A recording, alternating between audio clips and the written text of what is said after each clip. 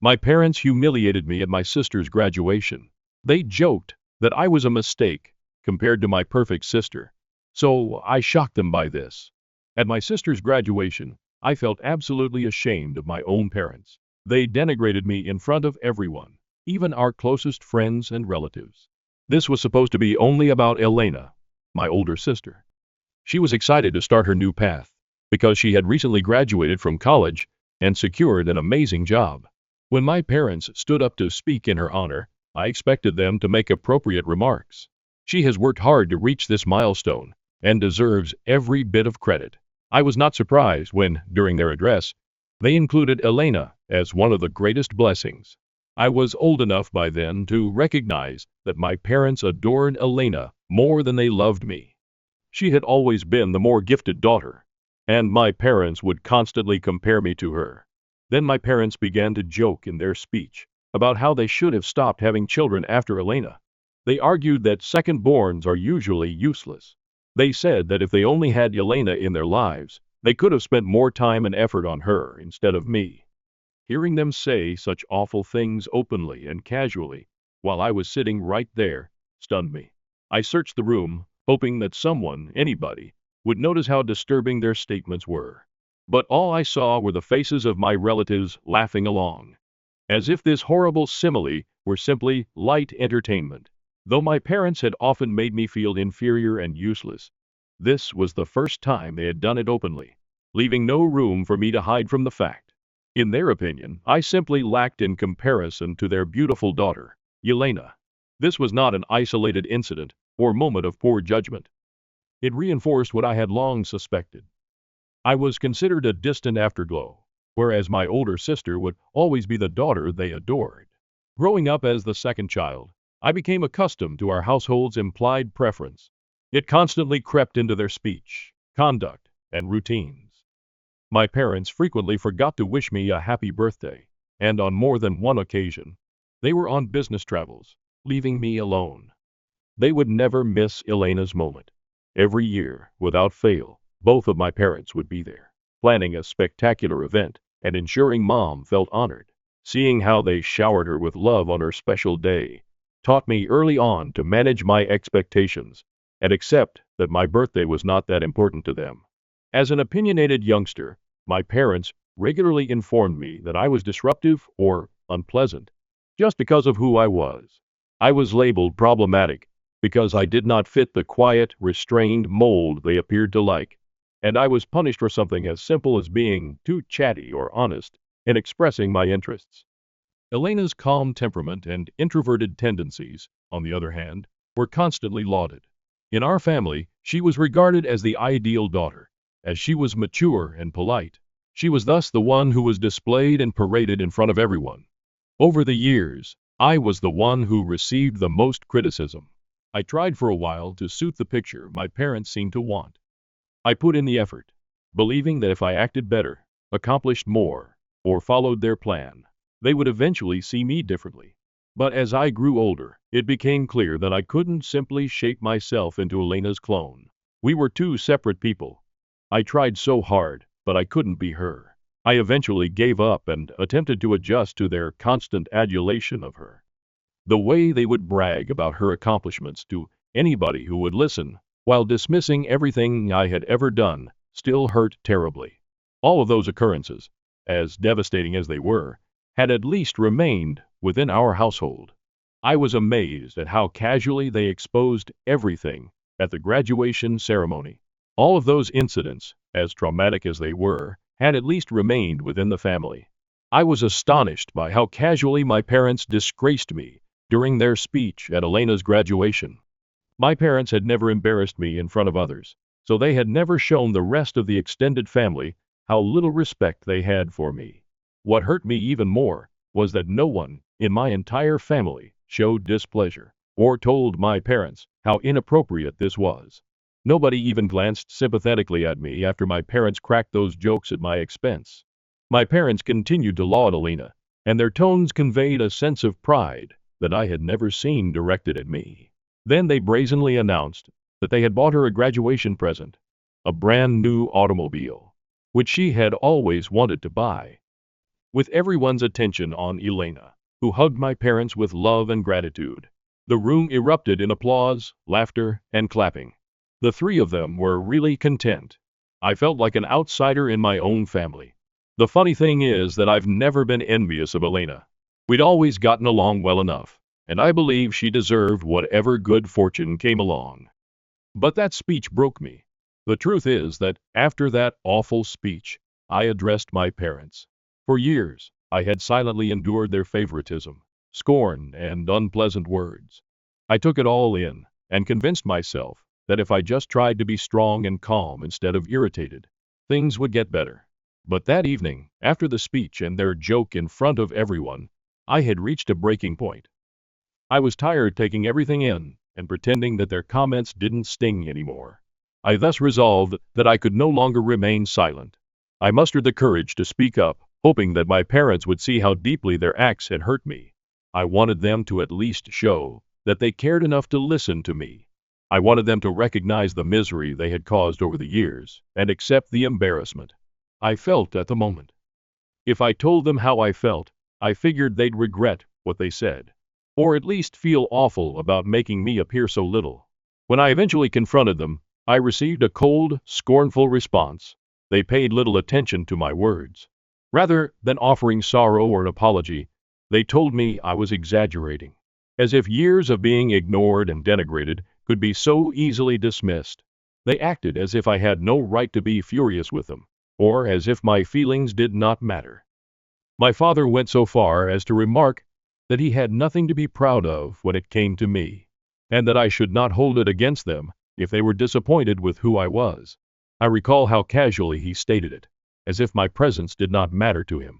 My mother, on the other hand, told me to stop overreacting, and pointed out that I was being overly needy by being upset over something so insignificant.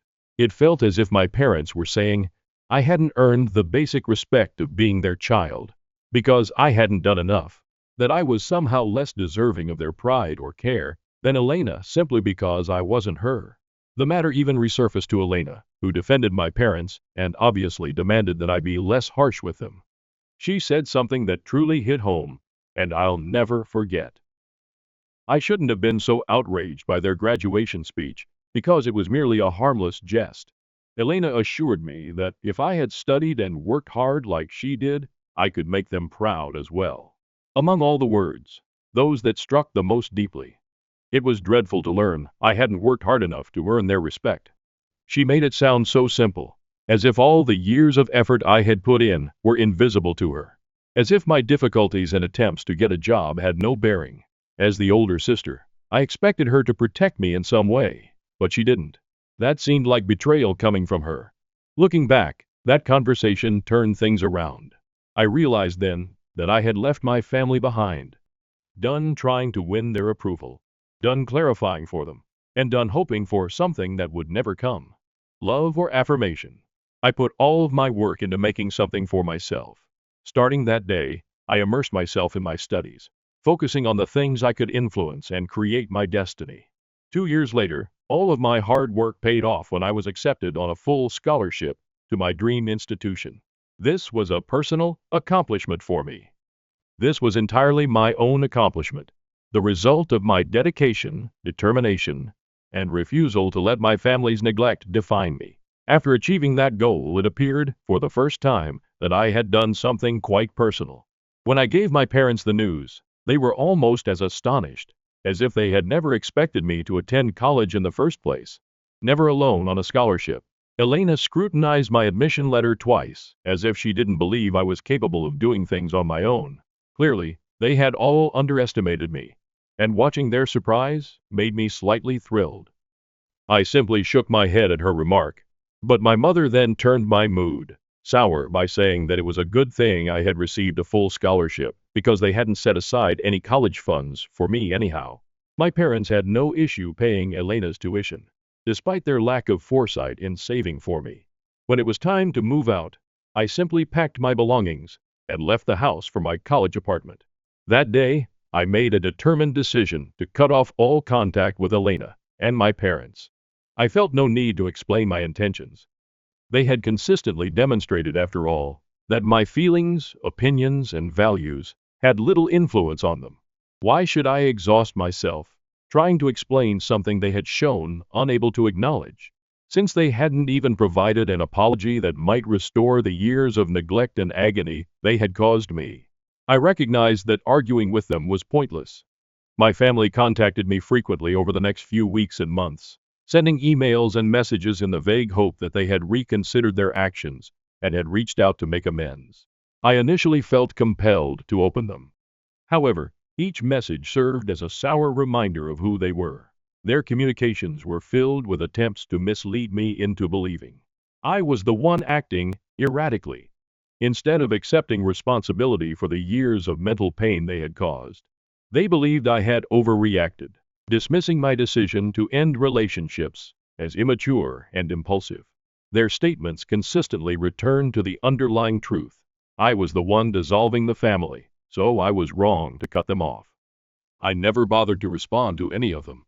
So far, my college experience has been quite positive. I've been able to devote my full attention to my studies, hobbies, and, most importantly, connections with people who love and see me for who I am. Working part-time at a neighboring diner has helped me save for the future. Meeting new people in the diner and talking about their life is interesting. I've cut off contact with my family and immersed myself in my studies, social life, and everything my new surroundings have to offer. By filling my days with important events, I haven't missed them or wondered about how they are doing once. Yesterday, I received an unexpected email from my parents. I found it shocking. They stopped writing to me long ago because I had never answered any of their previous communications. My parents encouraged me in this email to contact them soon away, since they had some bad news to tell me. Still, I felt my chest tighten. Despite everything, years of hurt and rejection could not erase the constant feeling that something terrible had occurred.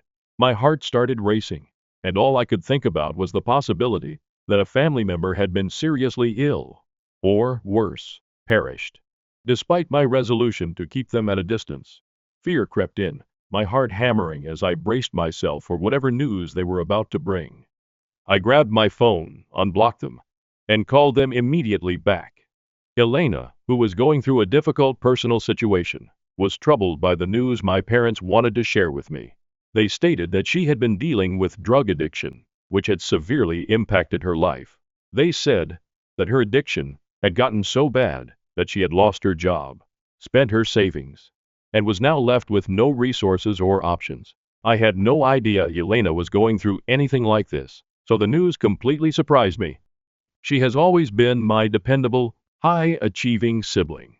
However, that same sister became addicted to drugs. I found it tough to believe. Elena's addiction was so unbelievable in my parents' eyes that it shattered their perception of her. Their incredulity, desperation, and, most importantly, their tremendous concern about how this would affect their reputation if others found out shocked me. They hoped I'd have some answers for them as they described everything.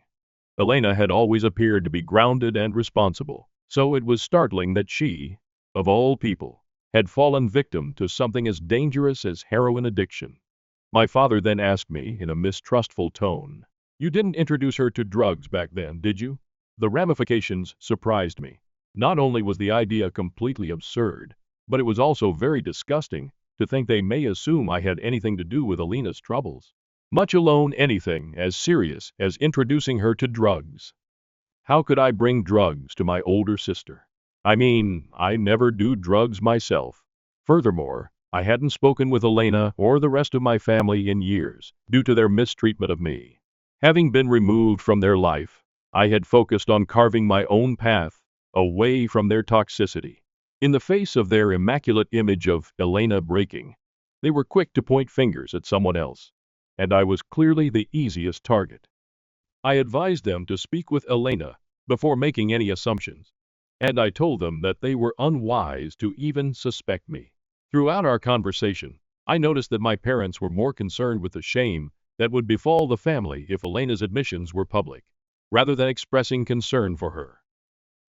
My mother appeared fascinated with her immaculate daughter's clandestine actions.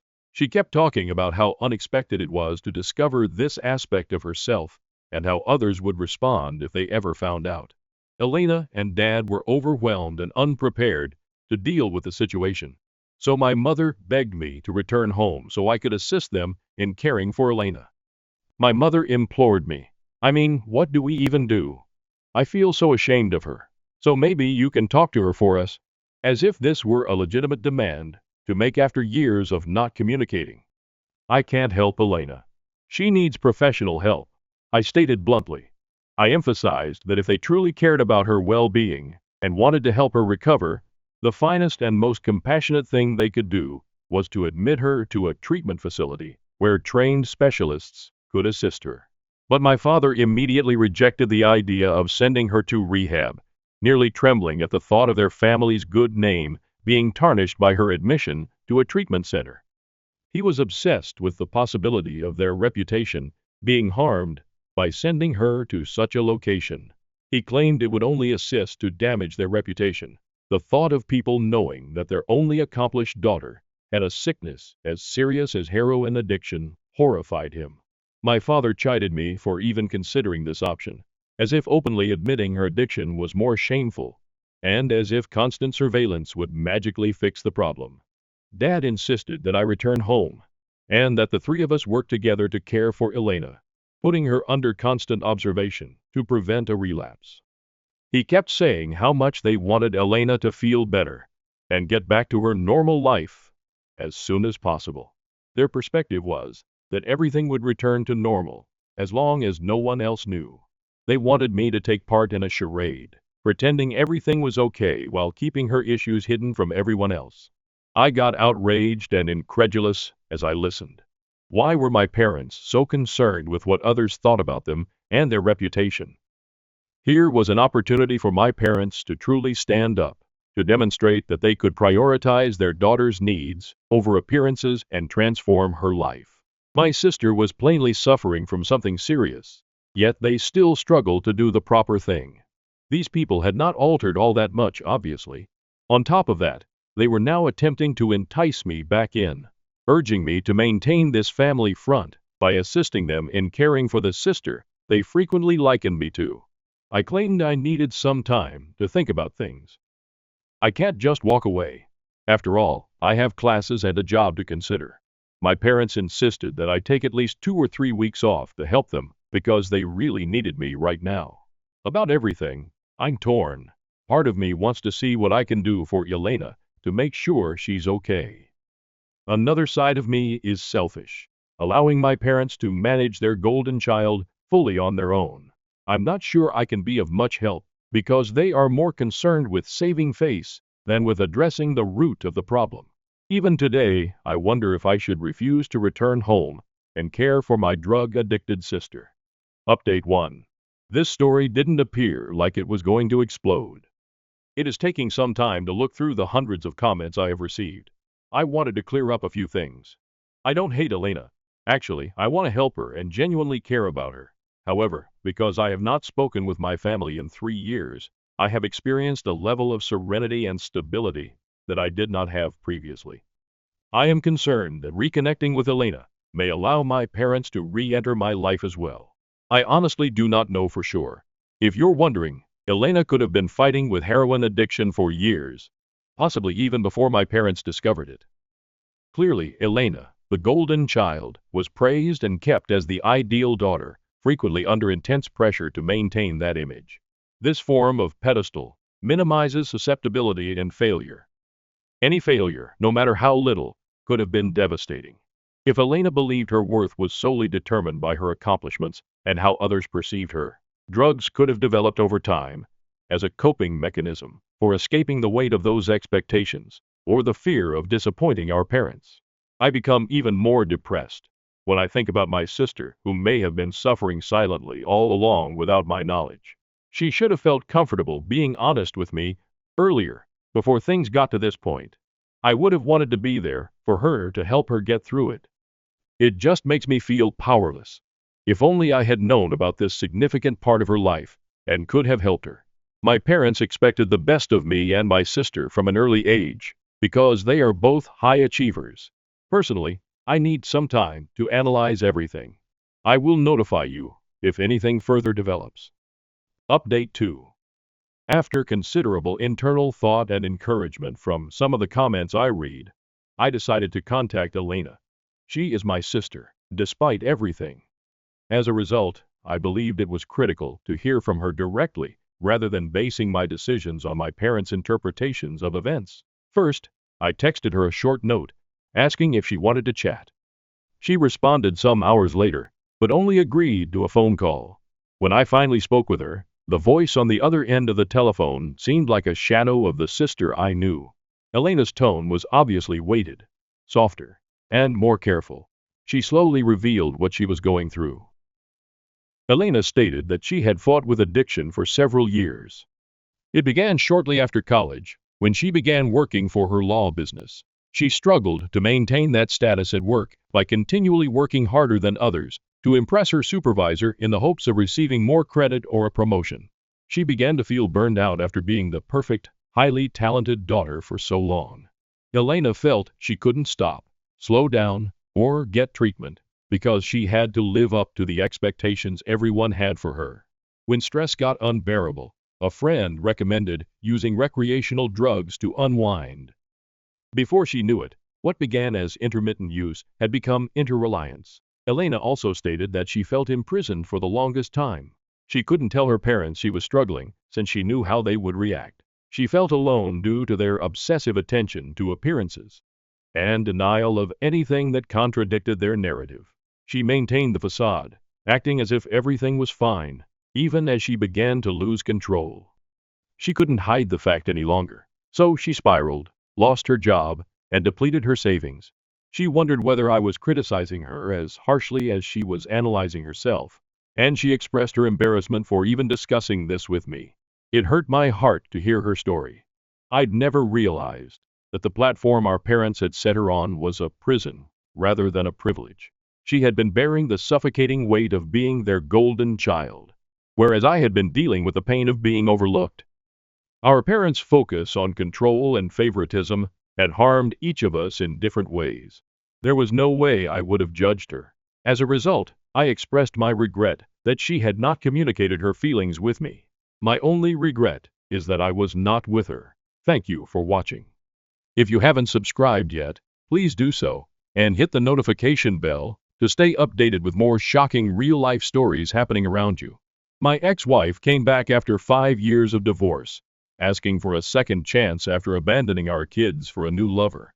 For context, my ex-wife, Angela, 36, and I, 37, met in our mid-20s. I was about 24, and we met while working at the same firm. We married after 2 years of dating, and we had 2 kids who are now 9 and 7 years old.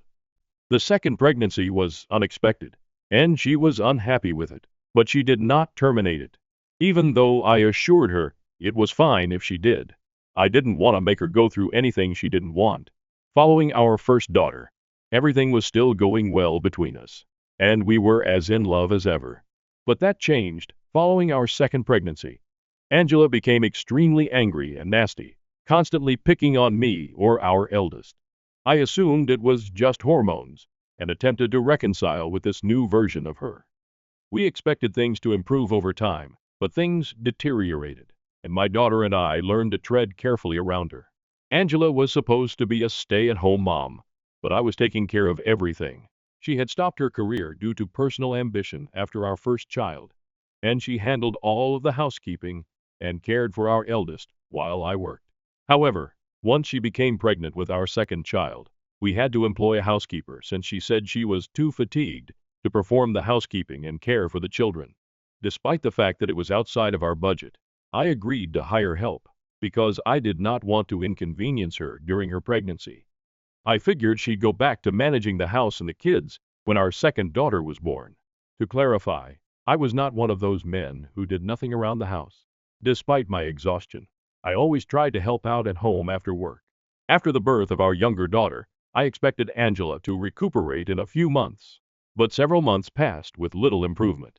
She stayed unpleasant and irritable, refusing to do any housework.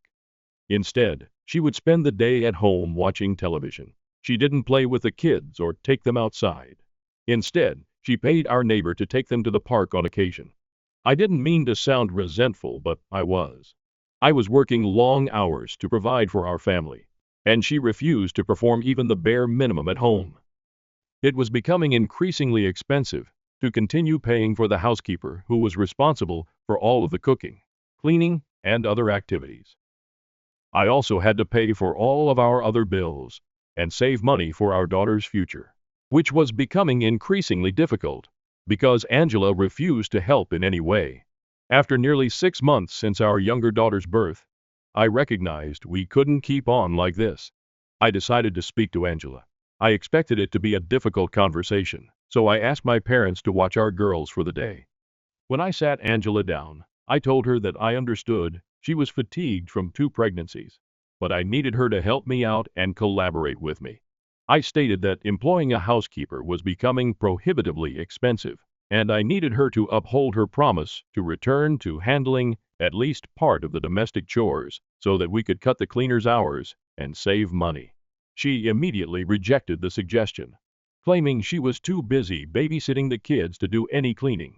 She advised me to start working more instead of creating excuses and blaming her for our financial position.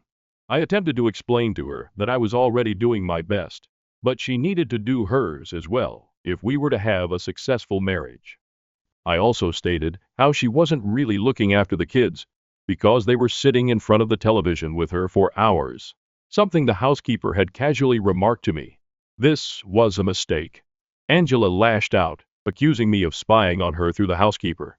She went on a tirade, saying she couldn't take being pushed around by me anymore and refused to be forced to do all the work while I did nothing but sit at a desk for a few hours each day. She blamed me for our financial issues, saying it was embarrassing that I had to beg her for help when I was supposed to be the man of the house. It was nonsensical, and she was grabbing for straws to make it appear that there was nothing wrong with her refusal to contribute. We got into a huge quarrel, in which she labeled me a loser for not being able to hire a maid, and I replied by calling her a lazy cow. I mentioned that our eldest daughter was terrified of Mom, and that she was failing as a mother and wife. That remark really hit her, and she pushed me hard. I lost my equilibrium and fell on the coffee table, shattering the glass and injuring myself. I had to be brought to the emergency room, and Angela apologized and cried the entire time. Fortunately, my injuries were slight, but I could have been gravely injured. After that, I no longer trusted Angela and informed her she needed to move out. I didn't trust her around the kids, knowing she'd lose her temper with them as well. I requested my parents to look after our girls for a time, and Angela protested for a week, swearing she would never let anything like that happen again. But I simply couldn't trust her anymore. I was about to file for divorce, but Angela begged me for another opportunity. By the end of the week, we had decided that she would move in with her parents and begin therapy. Only once a medical professional determined that she was fit would I contemplate allowing her to return to live with us. It was obvious that something was wrong with her, because happy individuals do not behave in that manner. But she was eager to work on improving, so I agreed to give her a chance. I also didn't want my girls to grow up without their mother, so I decided not to file for divorce straight away and to give our marriage another chance. We were also receiving marriage counseling while living separately. However, it was all for naught because she eventually cheated on me. My parents had moved in with me to help with my girls, while Angela remained with her folks. We attended weekly marriage counseling sessions, and things appeared to be improving for a while.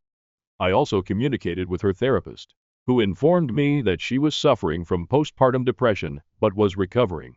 One of her symptoms was rage, which she had never felt before, but it spiraled out of control after she shoved me. That was a wake-up call to both of us. This continued on for over a year, and at the 6-month point, I let her visit our girls under my supervision. I was relieved to see that she was gradually returning to her old self. It finally seemed like our position was improving, and that we could make it work. But then she abruptly quit attending our counseling sessions with no explanation.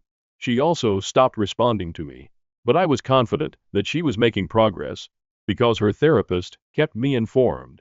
It didn't make sense to me, and I tried to talk to her for weeks, but she just ignored me and said she needed time alone. Finally, after nearly 3 months of avoiding me, I decided to pay her a visit at her parents' home. I hadn't done it previously because her parents disliked me and blamed me, believing I was the one who drove their daughter insane and caused her to act out. Angela had informed me that it would be best if I did not see her while she was living with them, since it would only cause more drama. The last thing we wanted. But I broke the norm and went anyway because she had been behaving aloof and skipping counseling sessions. Even when she did show up, she appeared uninterested, and I couldn't figure out why. When I tried to talk to her in person, over the phone, or by text, she continued saying everything was okay. But her behavior indicated that she was hiding something. When I arrived at her parents' place, I anticipated her to be there, but she wasn't. When I asked where she was, her parents said they couldn't tell me and slammed the door in my face. I got awful feelings about it. I decided to phone Angela while standing in front of their house, but she did not answer. After a few attempts, I became increasingly paranoid. So I snuck around the home, hoping to discover a way in. I went to the backyard, knowing her parents normally kept the kitchen door open. But I didn't have to go that far. I spotted Angela seated on a swing in the garden, but she wasn't alone. She was kissing a man I didn't recognize. The image of that moment is ingrained in my mind, since it was the most heinous experience of my life. I still remember it today. When the guy noticed me, he instantly pulled back. And by the time Angela turned around, I had begun walking back to my car. She caught up to me and tried to stop me, but I didn't listen. I was shocked. She attempted to grasp me, but I shrugged her off and warned her not to touch me. I got into my car and headed home. Once there, I blocked her on all platforms to keep her from explaining. I asked my parents to help me get a lawyer and told them what I had just observed. I did not see or hear from Angela until we had to meet with the court-appointed mediator to finalize our divorce settlement. By that point, I had essentially become a robot, only functioning for the benefit of my girls while emotionally shutting down. I felt nothing, not even when I learned that Angela was terminating her parental rights. She had decided she no longer wanted to be with us, and instead wanted to be with the man I had seen her with. Let's call him Sean. He was her childhood buddy, and despite growing apart after high school, they reconnected when she returned to live with her parents. Apparently, she had fallen in love with him, and her parents were supportive, which explains why they had permitted her to make out with him in their garden, despite the fact that she was married with 2 children. They had always wanted her to end up with Sean, and were relieved she was finally choosing her happiness, as if she had ever done anything else. The divorce was a lengthy procedure. Despite her infidelity, Angela wished to qualify for alimony. It took time, but my lawyer and I worked hard to ensure she didn't receive anything in the divorce, which was understandable given that I had been the one paying for everything, while she did nothing but watch television at home. It has been 5 years since the divorce was finalized, and we were successful in ensuring she walked away with nothing. The divorce months were the most difficult for me, but I knew I couldn't give up because I needed to care for my girls. They had nobody but me. My parents were extremely supportive, and I will never be able to express how grateful I am to them for being there while I balanced work and parenting. Now, 5 years later, I'm grateful for my divorce. Back then, it seemed like the worst thing that could happen to me, but I wouldn't be where I am today if I hadn't made that decision. Life has been good to me since then, and I'm in a much better place in every manner. We've moved into a larger house, I'm paid more, and I don't have to spend money on anyone other than myself and my girls. My parents live nearby and visit frequently, and I have friends that adore me. My daughters are as joyful as they can be. That's all a guy needs, and I'm grateful to the universe that everything is going well now. Or at least, it wasn't until Angela reappeared a few days ago. The kids were in school, and I was about to leave for work when the doorbell rang. I opened the door and saw her standing outside with a boy beside her. He couldn't have been more than 3 or 4 years old, and I knew immediately he was Angela's son. I was still trying to process her unexpected entrance when she began crying. She explained that she came there to apologize and make things right. She informed me she was finally ready to be a family again and give our marriage a second try. I couldn't believe she was back after all these years. And she wanted to give our marriage another shot, as if it were her choosing. I made up my mind in less than a second. I closed the door and turned her away. I didn't want to become involved in whatever it was. But first, I told her that this was no longer her family. I quit being her husband the day she cheated on me with Sean. The divorce was simply a legal duty, and she had freely relinquished custody of her girls, so she no longer had the right to refer to us as her family. After that, I closed the door and instructed her to go, since I did not want her anywhere near my property. I was so upset that I wanted to cuss her out, but I resisted because of the small guy. I could hear her screaming outside my door for a few minutes, but ignored it. I departed for work once I was confident that everything was in order. I tried not to think about it, because doing so would weaken my determination, which I couldn't afford. I almost forgot Angela had come to my house. But as soon as I got home from work, my parents called and demanded an explanation for why I had sent her away. They informed me that Angela had contacted them after I'd shut the door on her, and she was upset. My parents stated that they had given her my new address and instructed her to come visit me because she was in the process of divorcing Sean and now had an opportunity to make things right with me. They stated Angela contacted them around a month ago, and the reunion had been planned for quite some time. My parents believed it was time for me to think about my children because my daughters needed a mother, and no one was more qualified than Angela. So they thought she deserved another shot and instructed her where to locate me and what to say. I was enraged with them. It was not their place to forgive her or give her another chance without first asking if I was comfortable with it. It could have been much worse if the kids had been home. It was reckless of them to do anything like this. I told them off, but they refused to recognize their error. They reminded me that they had assisted me during my divorce by caring for the children, something they still do on occasion. They argued that while it was ultimately my decision, they had an equal right to determine what was best for the children, which I could not take away. I thought it was crazy that they believed that. At the end of the day, my daughters were mine and not theirs. While I respected them and will always be grateful for what they did during my divorce, it was not their place to reintroduce Angela into my life.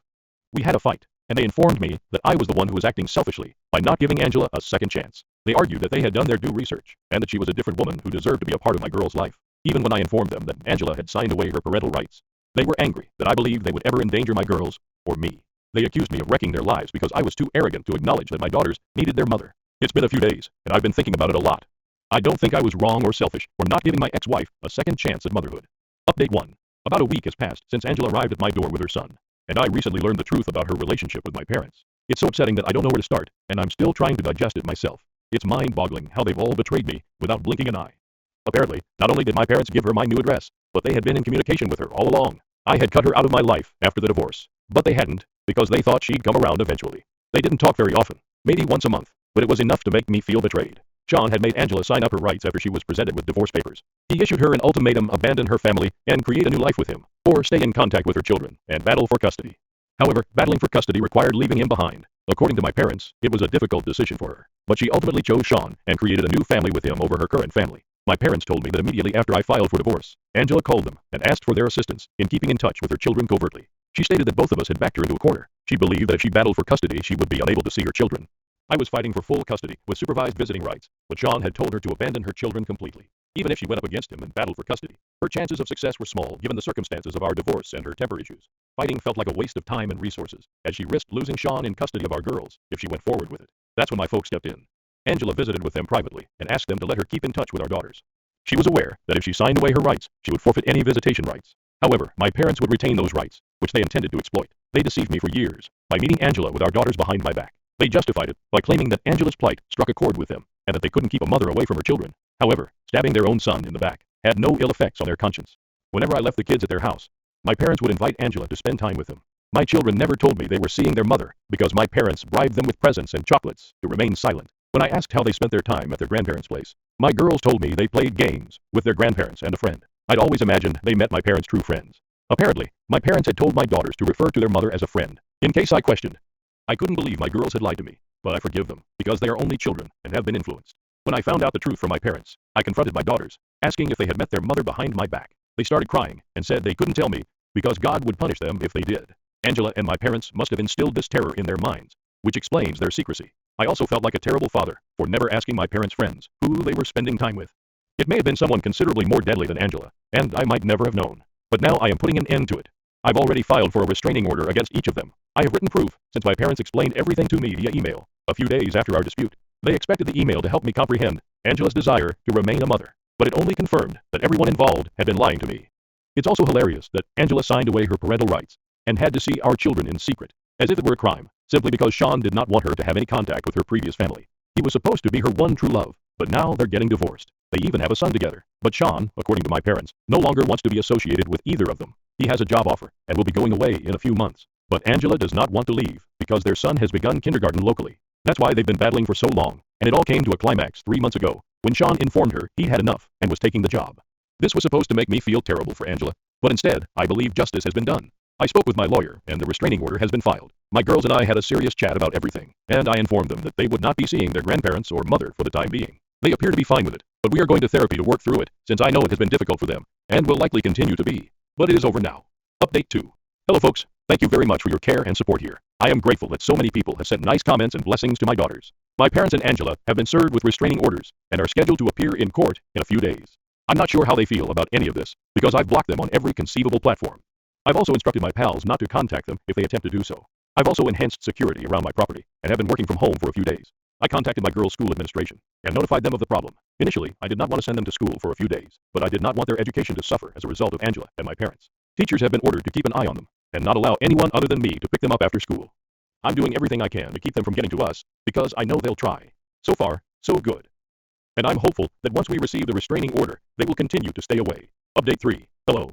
This will be a brief update, but we received the restraining order for the next 5 years. All 3 of them must keep their distance from me and my daughters, unless they want to suffer severe consequences. I'm still enforcing all of the security measures I put in place since the last time I saw them. They appeared angry, and I don't want to jeopardize anything. My girls and I are attending regular family counseling sessions, and I believe we will make significant improvement in the coming months. We have already made significant progress. Honestly, all I want is for my girls to be happy. Please keep sending us your best wishes. We need them. My parents threatened to skip my wedding if I didn't invite my sister, who slept with my boyfriend.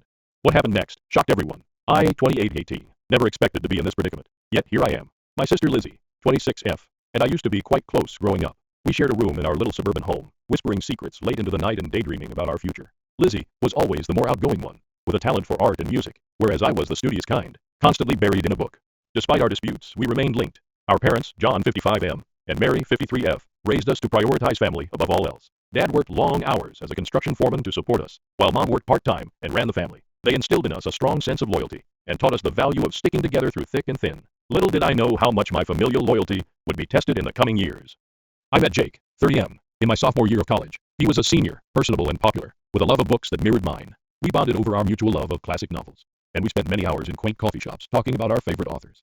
Jake was my first serious boyfriend, and I fell hard and quickly. After graduation, Jake opted to stay in town and work at a local publishing business. Our relationship grew stronger, and we soon began discussing our future together. We moved in together after graduation, sharing a small but comfortable apartment near the city center. Jake was always supportive of my marketing career goals, and encouraged me to aim high. Meanwhile, Lizzie had decided to pursue her passion for art rather than attend college. She worked several jobs to support herself, while attempting to establish a name in the local art community. I admired her tenacity and determination, even though our parents were dismayed by her decision not to pursue more study. Jake and Lizzie hit it off from the start. They shared an interest in indie music and abstract art, frequently engaged in passionate debates about the newest gallery openings or underground bands. I was overjoyed that my boyfriend and sister got along so well, never suspecting that their relationship would develop into something more sinister. 5 years into our partnership, Jake and I were doing well. We weathered the storms of early adulthood together, including job changes, financial difficulties, and the death of our beloved childhood dog. We had even begun casually researching engagement rings online, fantasizing about a future wedding and the family we would create together. In contrast, Lizzie's life was more turbulent. She moved from job to job, trying to make ends meet while pursuing her art. There were times when she'd crash on our couch, and Jake and I would assist her financially. I didn't mind. After all, she was my sister, and I wanted to support her goals. Everything changed on a wet Tuesday in April. I had a large presentation at work, and discovered I had left some important data on my home laptop. Knowing Lizzie was staying with us that week, I contacted and requested her to send the files to me. She agreed, and I didn't think anything more about it. Hours later, after completing my presentation, I opened my inbox to locate the files from Lizzie. But there was something else. An email thread that Lizzie had mistakenly left open when she gave the files. My heart stopped as I read the letters between her and Jake, which contained intimate information and arrangements for their secret rendezvous. I felt as if the ground had vanished beneath me. I left work early, my thoughts reeling, and confronted Jake in our apartment. He attempted to downplay it at first, claiming it was just a few innocent flirtations. But as I revealed more of what I'd read, his justifications fell apart. Jake finally confessed to a 6-month romance with Lizzie. He claimed that it began innocently, late-night conversations when I was sleeping or working late, a common interest for art that grew into something more. He stated he never wanted to hurt me, that he was confused about his emotions. I couldn't endure hearing it any longer, and urged him to leave. Confronting Lizzie was even more challenging. I approached her modest studio apartment, my hands trembling as I knocked on the door. When she opened it, her expression sank. She knew I had found out. Unlike Jake, Lizzie did not attempt to offer explanations. She looked me in the eyes and told me she'd fallen in love with Jake, that they hadn't planned it but couldn't resist their feelings. The following several months were a haze of agony and hatred. I moved out of the apartment I shared with Jake and stayed on a friend's couch until I could locate my own place. I put myself into work, picking up extra assignments to keep my mind occupied. I cut off all contact with Jake and Lizzie, blocking their phone numbers and social media profiles. My parents were devastated by the news. They attempted to mediate at first, encouraging me to hear Lizzie out and contemplate forgiveness. But I couldn't handle the thought of being in the same room with her. The treachery was too new, too deep. They eventually stopped pushing, but I could see the sadness in their eyes every time the subject came up. After nearly a year of treatment and self-reflection, I felt ready to date again. I first met Alex, 32M, at a charity fundraiser at the local animal shelter. He was tall, with nice eyes and a kind grin that put me at ease right away. We bonded over our mutual love of dogs and our volunteer experiences at the shelter. Alex was kind and compassionate as I discussed my past. He never pushed me to go faster than I felt comfortable with, always respecting my limits. Slowly but gradually, I found myself falling in love again. This time with a man who genuinely liked and admired me. 2 years into our relationship, Alex proposed on a morning trek to our favorite viewing point. It was simple, private, and beautiful. As we started planning our wedding, I felt a mixture of excitement and dread. The thought of walking down the aisle again triggered memories I'd rather forget. Everything was going fine, until my dad mentioned inviting Lizzie to the wedding. They contended that she is still family and should be present on my special day. The very suggestion made my stomach turn. How could I celebrate the most joyful day of my life with someone who had given me so much pain? I adamantly refused, informing my parents that Lizzie's presence would just bring up sad memories and could ruin the day. Alex agreed with me, saying that our wedding should be about our love and happiness, not attempting to patch relationships that may be beyond repair. My parents did not take it well. They accused me of being petty and unwilling to move forward. They even threatened not to go if Lizzie was not invited. Some of our relatives have also gotten involved, accusing me of selfishness for separating the family and asking me to be a better person. But I don't believe I'm in the wrong here. Lizzie deceived me in the worst manner possible. She slept with a man I expected to spend my life with. I fought hard to overcome that anguish and start a new life with Alex. I don't want anything to compromise my newfound contentment and calm. Reddit. Am I wrong to not invite my sister to my wedding? Am I being petty? Or do I have the right to remove someone who has badly injured me from one of the most important events in my life? Update 1. I'd like to thank everyone who left helpful comments and advice on my first article. The response was amazing, and it gave me the confidence to have a difficult but essential conversation with my parents. I invited them over to supper last week, determined to clear the air and establish some boundaries. The evening started out tense. Mom kept trying to shift the talk toward wedding plans, while Dad was unusually silent. After we finished our meal, I took a big breath and went in. I described in detail how Lizzie's actions had affected me, including the sleepless nights, trust issues that nearly ruined my relationship with Alex, and the therapy sessions I need to work through my pain. I told them about the panic attacks I used to get anytime I saw a couple that reminded me of Jake and Lizzie, how I'd lost weight because food tasted bad, and how I'd poured myself into work to avoid dealing with my feelings. To my amazement, Mom burst into tears midway through my explanation. Between sobbing, she acknowledged that they had pushed for Lizzie's inclusion out of remorse. It turned out that Lizzie's life had spiraled drastically after the incident. My parents told me that Lizzie had lost her job at the gallery where she had been working. Her drinking, which had previously been sociable, had progressed to the point that she was rarely sober. She'd been in a run of short-lived, destructive relationships, one of which left her in the hospital with a broken arm. Mom and Dad felt responsible for not seeing Lizzie's problem sooner. They scolded themselves for applauding her free spirit without acknowledging that she may have required more guidance and assistance. In their thoughts, inviting Lizzie to the wedding was a means to reintegrate her into the group and possibly help her get her life back on track. While I sympathized with Lizzie's hardships, I made it clear that this did not excuse her behavior or erase the anguish she caused me. I reminded them of all the instances they had assisted Lizzie financially and emotionally over the years, emphasizing how supportive they had always been as parents. I emphasized that I was not responsible for Lizzie's well-being, and I shouldn't have to give up my peace of mind for her. Dad, who had kept silent for the majority of the conversation, suddenly piped out. He told me a story from his own background that I had never heard before. Apparently, his older brother had done something similar, compromising Dad's trust significantly when they were younger. They had never really reconciled, and I could see sadness in Dad's eyes as he recounted decades of stressful family reunions and squandered possibilities. He stated that he did not want the same for Lizzie and me, which is why he has been pushing for reconciliation. But he also admitted that he couldn't compel forgiveness, and that healing had to happen on my own terms. Dad apologized for pressuring me, and promised that he and Mom would respect my decision regarding the wedding. He also told me that they would attend, with or without Lizzie. My parents agreed to speak with the relatives who had been causing me problems and explain the issue. They vowed to stop any future attempts to guilt-trip me into inviting Lizzie. After this emotional chat, I felt as if a weight had been lifted from my shoulders.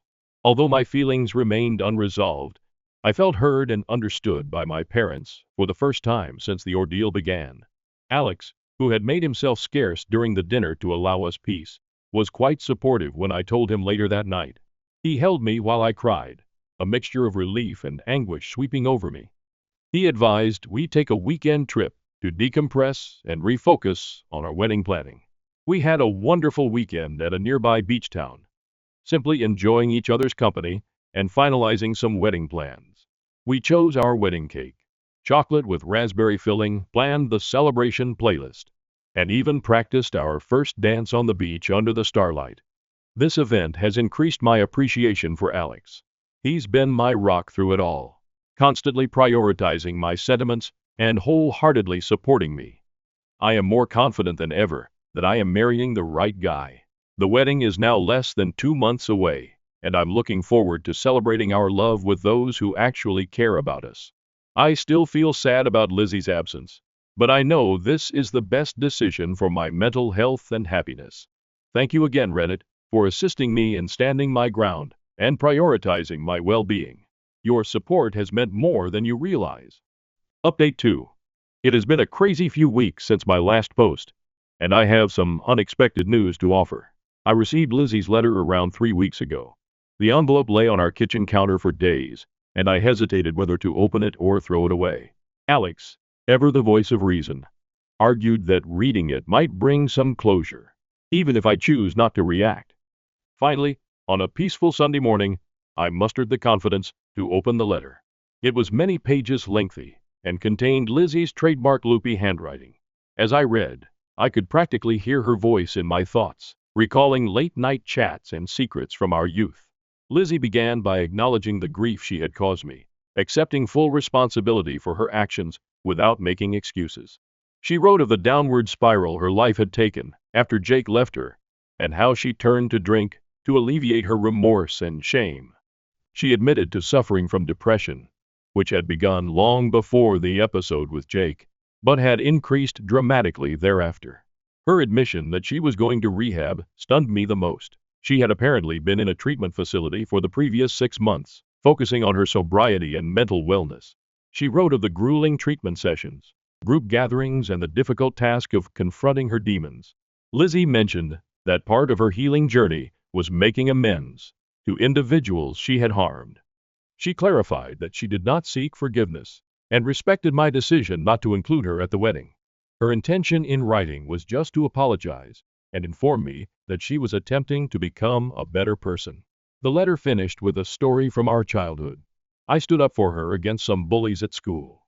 Lizzie stated that she had always admired my tenacity and honesty, and that betraying me was her biggest regret in life. I'd want to say that after reading the letter, I felt a rush of forgiveness. But the truth is that I was left conflicted. A part of me remained furious and sad, while another sensed a glimmer of the sisterly affection we had shared. I decided to take some time to examine my emotions before making any decisions. After a few days of deliberation and numerous conversations with Alex, I decided to meet Lizzie at a neutral location, a quiet cafe in town. Seeing her in person after 3 years seemed weird. She looked different, thinner, with black circles under her eyes. But she exuded a peace that had not been there before. Our conversation began awkwardly, with many pauses and hesitant phrases. But as we spoke, it became easier. Lizzie restated what she had said in the letter, her voice breaking with emotion as she apologized once more for the hurt she had caused. She told me more about her sober journey and the work she had done in therapy. Lizzie even showed me a journal in which she had been writing letters to me as part of her recovery, though she had no intention of sending them. Reading excerpts from her genuine, unedited thoughts during those sad days was eye-opening. I will not lie, it was an emotional meeting. We both shed tears as we discussed the past and the agony we had both endured. Lizzie revealed that she and Jake had split up just months after I discovered them, their relationship collapsing under the weight of guilt and resentment. She hadn't communicated with him since. By the end of our appointment, I felt a sense of closure that I hadn't realized I needed. The wrath that had been burning inside me for years began to subside and was replaced by a complex mix of sadness, relief, and cautious hope. After much deliberation and debate with Alex, I have decided not to invite Lizzie to the wedding. It's too soon, and I want to enjoy my special day without additional worry or mental issues. However, I've agreed to try to reestablish our friendship gradually, beginning with occasional text messages, and perhaps coffee meets in the future. Lizzie acknowledged and appreciated my decision. She even sent Alex and me a modest gift, a lovely hand-painted letter wishing us success in our marriage. It reminded me of the cards she used to make for my birthdays when we were younger, which brought back bittersweet memories. I understand that this process of healing and regaining trust will be long and may be challenging.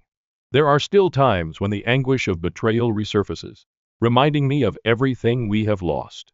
But for the first time in 3 years, I am optimistic about having my sister back in my life eventually. The wedding preparations are in full flow. Alex and I are delighted to celebrate our love with our closest friends and family. While Lizzie will not be present, I am more at ease with that decision now. Our special day will be spent looking forward to our future together, rather than lingering on past hurts. Update 3. It's been 6 months since my wedding, and I wanted to provide you with a last report on this chapter of my life. The wedding day was simply wonderful.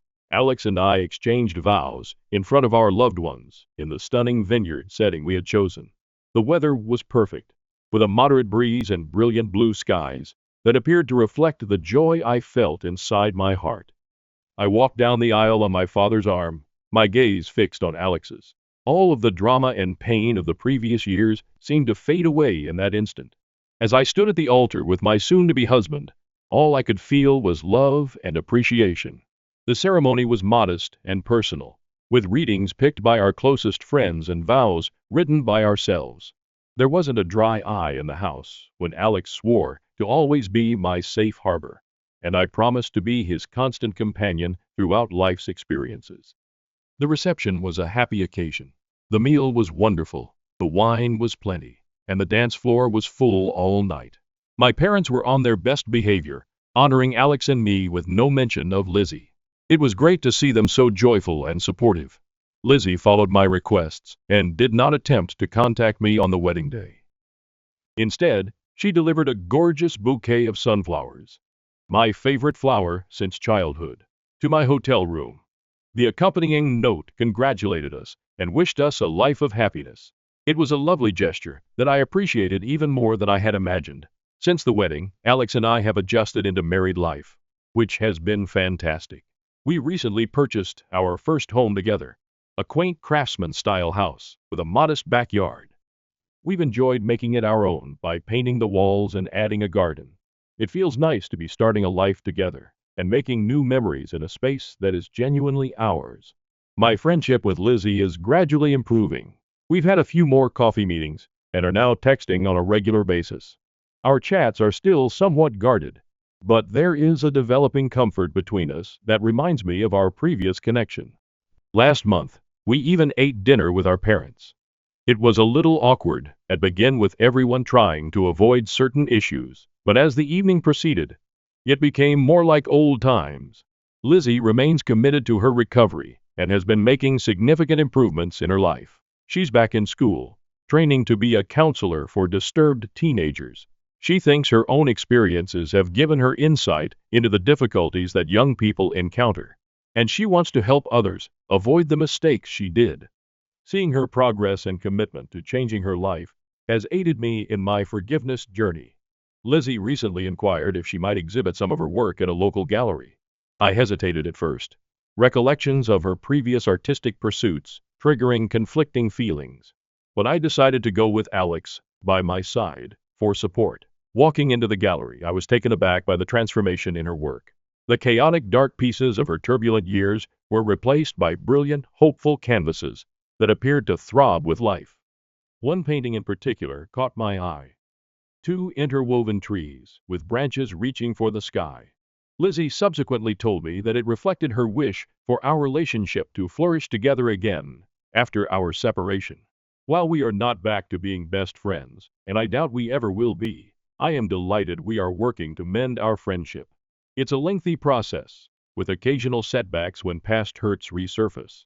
But it feels right. We're learning to be sisters again in a way that honors our separate paths and who we've become. I would like to thank everyone who helped me through this difficult time. Your guidance and encouragement helped me stay strong and make the best decisions for myself. I've learned a lot about setting boundaries, self-care, and the power of forgiveness. Not for the benefit of the other person, but for my own peace of mind.